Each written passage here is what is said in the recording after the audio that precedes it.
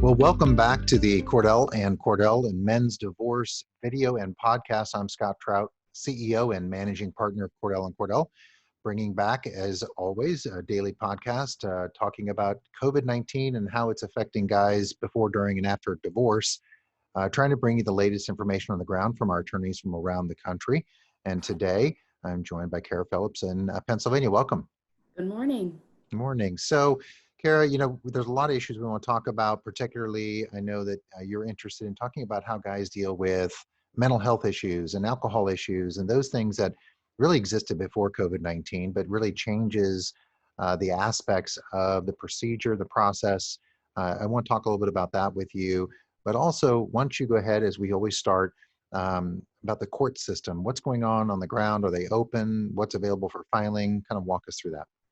Sure. So just recently, I believe it was last week, sometime last week, the Pennsylvania Supreme Court actually gave the courts a little bit more leeway to open up, to do a little bit more through technology, Zoom, all the different channels that they wouldn't have in-person contact. Originally, it was just closed to the public. And emergencies only, essentially, is what they were hearing. But now Pennsylvania seems to be taking the route of, okay, we're going to stay close to the public until May 30th, but also individual counties can now start doing more than just emergencies. So different custody conferences, support conferences, things like that, they're doing them more now over the phone or, like I said, through Zoom, which is nice because now you're getting through that backlog, which is good. So work is starting to pick up again, and they're starting to reschedule everything, which is great. That is good. If you go around, it's so different around the country. We had a podcast just dedicated to how do you find out the court system and what's going on, and there's guidelines and frequently asked questions. And it's very interesting to see how not only the states handle it, but every county is different. I mean, if you come here in Missouri, what happens in St. Louis is very different than what's going on in just maybe a 20-minute drive to another county. So it's interesting, and it's good that things are starting to open back up, and guys are really needing to move forward. So it's good news. So right. I want to talk a little bit about the topic today. And obviously, before we get started, as I always would disclaimer, not to be taken as legal advice. Obviously, I'm only licensed in Missouri, Illinois, and Georgia. Cara's licensed in Pennsylvania. So there are plenty of you I know listening from around the country that we're not licensed in your state, but we do have an office. So keep in mind, this is just talking points. This is something for you an educational tool to take to your attorney, seek out advice of an attorney. It really is to just help you, kind of give you guidance along the way. And obviously, if you need to have a consultation, we're available telephonically or virtually. And in some states around the country where it's safe and healthy to do so, we'll do it in person. But you can reach out to us at 866-DADS-LAW or CordellCordell.com. So, Cara, let's get started. Obviously, we talk about custody a lot, and we deal with this all the time. And one of the issues that comes up, among other things, is really substance abuse issues, alcohol, and mental health. So before COVID, kind of walk guys through how that's used and what's the process for bringing it up and really bringing it to the court's attention and how they can use it in their battle as they're trying to get custody, or even talking about just a breakdown of their marriage. Right. So, I mean, first, I just want to say, interestingly enough, May is Mental Health Awareness Month, which I figured out this morning. So it's pure coincidence that we're talking about it now, but it's nice. So regularly and realistically, it's, mental health is obviously, it's kind of like a taboo subject still. But people use it as a weapon in their divorce and custody cases. And I really enjoy using it as, a strength, which you really can. So obviously, we see many times in divorce cases, the breakdown of marriages occur over, the biggest is probably finances, but I think the second biggest that at least I see is mental health, substance abuse, things like that, where, dads just can't deal with it anymore. Men can't, put up with it anymore. And so they get to their breaking point. And so obviously they're not going into a divorce or custody situation on the best of terms with their partner. And so it's already contentious, and courts know, they're going to bring this up as kind of a blow to the other side, or at the same time as a blow to them from the other side. And I always tell our clients that come to us and they say, I had these substance abuse issues 5 years ago, got help, go to meetings, go to a counselor. I always say to them, we put that up out front, you know what I mean? Because the judges really look at that and say, wow, you're doing a really good job. You've struggled with this. You've identified it. And here you are doing the best that you can for your kids and showing them it's okay to deal with these things. So that's really the way that I always look at it. But usually it's, if it is an issue in divorce or custody cases, typically what we do is we will ask the court for some sort of special relief. And that's just simply drafting some sort of a petition, and it can even be put into a divorce complaint or a custody complaint. It doesn't have to be a special relief petition on its own. And what we ask for are evaluations. If we have some sort of fear that the other side may be drinking heavily while they have the children, obviously that's a concern. And you want to get it out right up front because, I think I hear a lot of times from masters and judges, you were married for 10, 15 years and the alcohol abuse was never a problem when mom was watching the kids, but now all of a sudden it is, and they want to know why. So getting it out there right up front and saying, listen, this isn't something that we want to take away your kids for, but we need to keep these kids safe in this sort of situation is obviously the most important thing. And so that can come out in, like I said, any of the pleadings. And then realistically, a master or a judge has the ability to then order or recommend that evaluations and things like that should be done. Yeah. I think, the danger, it's really interesting dealing with any issues like this, and whether it be mental health, alcohol, financial misconduct, you name it. And I think it's a double-edged sword. I always talk to guys about it being that you can use it, and certainly it becomes an asset to the wife, because then she's going to claim, well, I'm disabled and I can't work outside the home if I have a mental health issue. So now it becomes a spousal support issue. Mm-hmm. And so as long as you understand kind of what's going on and what you're getting into, no doubt, and the dangers of not raising it immediately is, if I'm wife's counsel, I'm going to use it for the maintenance anyway. And I'm going to say, well, I can't work. And so if you didn't raise it, and then you only raise it as in response to perhaps this maintenance claim, then I begin to question your motives. Is it really, and why are you raising it now? If it was such a big deal in custody, why did you not raise it until after she raised it? And guys come and I met with someone, a couple weeks ago, and he's been in a marriage long term and just really struggled with, her mental health issues and what to do with these. And, you've got young kids, and because they care for them, the marriage may be broken. They can't, meaningfully live together. And so, but they realistically think, how is it going to impact them by making these claims? And these are very difficult decisions to make. But ultimately, it turns on the kids and what's in their best interest and making those decisions. And you just have to have an attorney that walks you through that process, what the pros and the cons are, as you point out. I think it's just really interesting. So obviously, the question is I assume you raise these in the pleadings and the petition, and you make the allegations, and that kind of brings it to light right away. Yeah, I think it does. And typically, I guess pre-COVID, we were able to get those petitions and have hearings scheduled to talk about it almost immediately, which was nice, to get it out there and come up with a plan to how to deal with these things. But typically now it's, courts are looking at it as, okay, attorneys, you're going to be the mediators between the parties, and, we're not going to address this right now. Yeah. Unless obviously there's a really emergent situation. But for the last month or two, that's kind of what I've been seeing. So I think mental health, substance abuse, all these issues are kind of falling at the wayside unless, the children are really in danger and you can point to one specific instance that there needs to be an emergency hearing scheduled. Yeah, this, the coronavirus and COVID-19 there's a trending hashtag called Corona Divorce. And what you're seeing is obviously you have a breakdown of the marriage already. Substance abuse and mental health issues are simply adding to the pressure. And perhaps even alcohol abuse is becoming more prevalent being sheltering in place. I mean, the alcohol sales are going through the roof. People are beginning to drink more during this time. And then that's really, you're going to see these issues now and then coming out of coronavirus as we begin to open up. And really, guys need to make this an issue because it really is a safety and well-being issue.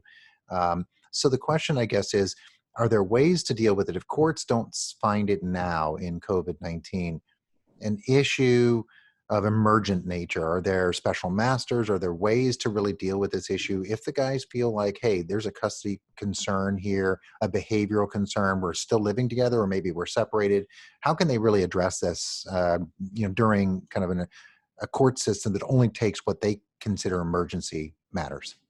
Sure. Well, I've dealt with this a few times already. I think first and foremost, it seems like the clients are really addressing it with their partner head on, whether it be a divorce situation or just solely a custody situation. You know, they're talking to their partner. Rehabilitation centers are still open. They're still accepting patients. And if it doesn't even get to that, you know, AA meetings and things like that, where people would go to kind of clear their mind and help them with sobriety and mental health issues, they're not actually ongoing as regularly as they would be. And so people are finding it a whole lot harder to deal with these problems. But I think definitely first and foremost, talk with your partner, you know, and if that can't happen, talk with your attorney. A lot of courts are, you know, we are submitting special relief petitions. We can still do that. We can still file, which is nice. And then typically, in Pennsylvania, typically you go through a couple of stages before you get to a judge in a custody situation. So what we're seeing is that the master is kind of the gatekeeper at this point. So the master is getting the attorneys on the phone, trying to work out agreements.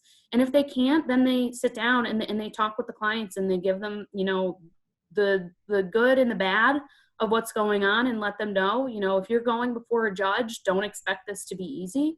And then, you know, typically if it gets to that point where it's before the judge is holding, you know, full-blown hearings where they're doing testimony and, you know, they're deciding different things that really can't be easily reversed right now because, I mean, you just don't have the resources.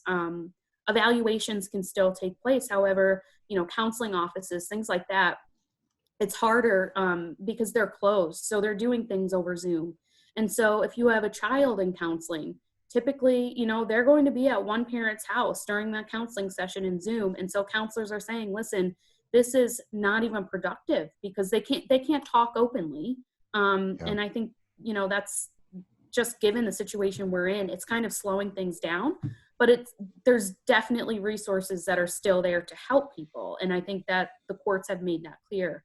I dealt with a case specifically where the child had ingested drugs. And I got a call from the client and, you know, it was an emergent situation, which, you know, we took it right to the court. I was able to email the court everything. The master got on the phone with us, got the judge on the phone. We had an entire hearing and it was all over the phone. But I mean, obviously it was to keep the child safe and the judge ended up, you know, ruling to keep the child safe, which was great.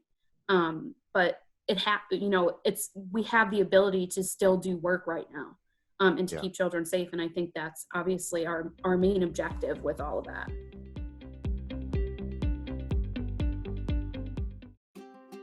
For some dads out there, the coronavirus pandemic has become a pretext to limit access to their children. Other dads have been pushed out of key decisions affecting their children's lives. If you're one of those dads, Cordell and Cordell is here for you, as always, but with expanded services. We can meet you in person or by video conference on weekdays, evenings, or weekends. Our goal is to step up our service to meet your needs now.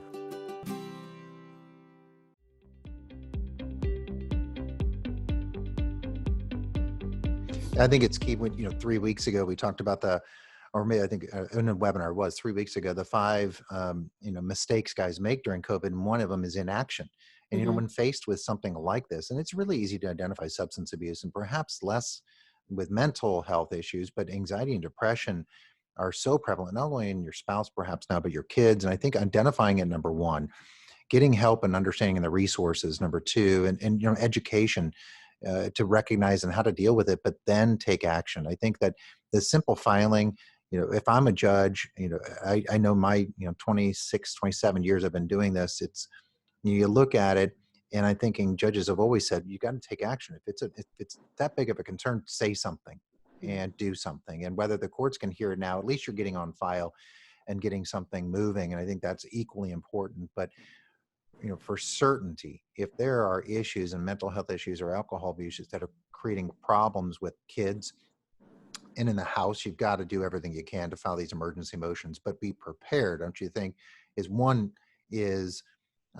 you're going to go in an emergency motion, go in prepared and willing to make sure the judge knows you've done your homework and your diligence and can present as to why it's an emergency motion. Don't you believe or agree?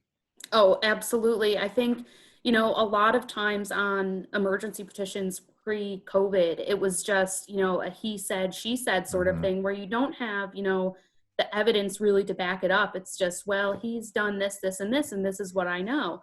Now judges, they want the hard evidence. That case that I was just talking about, there was a CYS investigation, there were medical records. We had everything we needed to back it up. And that's what the judges want to see right now. And I really anticipate, just from speaking with some of, the judges' staff, the clerks and the masters in the individual courts, I do anticipate, once the courts open back up to the public and things start to get back to normal, I do anticipate the judges taking a really hard stance on people that have manipulated court orders or, brought frivolous emergency petitions at this point in time. I see them really cracking down on that, which is a good thing, because I think it needed to happen. But it's just unfortunate, obviously, that this all had to happen for that to occur. Yeah. And I think emergencies in their mind better be, really darn good emergencies right now.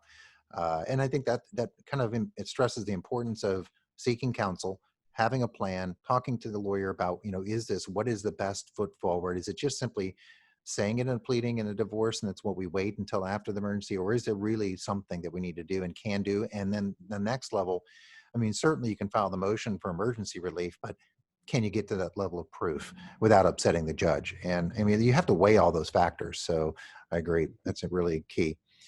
In terms of, I think you mentioned it, the evaluations counseling, you're familiar, I think you said they're doing them via Zoom and virtually as well currently? Yes. So some, and I guess it depends office to office, but for the most part, drug and alcohol evaluations, they're all still open at the different centers in person. Counseling for the most part, reunification, family counseling, things like that, those are happening mostly via Zoom, which again, pros and cons to it, but they're still occurring, which is good. And then, mental health evaluations are also happening in person as well. And again, it varies by office, but I'm seeing them still occurring, which is great, because obviously mental health and substance abuse doesn't just stop like everything else did. So we still need to address it. And I think the hardest part too, one of the hardest things I think is, getting that call from the client and you could just hear it in their voice that they're completely defeated. They just lost their job. They just got laid off. They're dealing with, the downfall of their marriage or, their kids are unsafe and they just need help. You know what I mean? And so to address their immediate mental health, needs is obviously critical as well, because, we're getting those calls. I've gotten multiple calls from clients like that. And it's just, you need to be there and be able to direct them in the right direction and get them to the right people as well. Yeah. I think it is. Most of one is they're overwhelmed with dealing with it, but two, understanding there is a way. There's a way to help in the family law system. There's a strategy we can put forth together, and in the way that makes them feel good about it. It's a terrible thing to raise and to when someone hasn't hit the realization that they have an issue to deal with, and we understand, and having dealt with it on a number of occasions across the country, and all of our lawyers have. So. Especially now, what a great topic to bring, as you point out, in Mental Health Awareness Month in May. I think, guys, really, this is good stuff, Cara. I appreciate your time and insight on this really, really important topic for guys during COVID-19. Yes, thank you for having me, Scott. So, as always, we continue to bring you the latest on everything. COVID hasn't spared any element or aspect of family law. Everything is being affected by it. And so we want to continue to bring you information and resources available to you. Obviously, you can reach out to us at CordellCordell.com or 866-DADS-LAW. If you want to have that consultation with us, we're available across the country as well as in the UK. So we'll continue to bring this to you as well. You should join our virtual town hall on Thursdays where we address your questions live, and you get the opportunity to interact with our Cordell and Cordell panel and to ask a question and get answers. So make sure to tune in Thursdays at the virtual town hall, and then here daily on our video podcast, as well as we'll answer your questions that you've submitted each Friday. We'll cover those as well. So until next time, have a good week.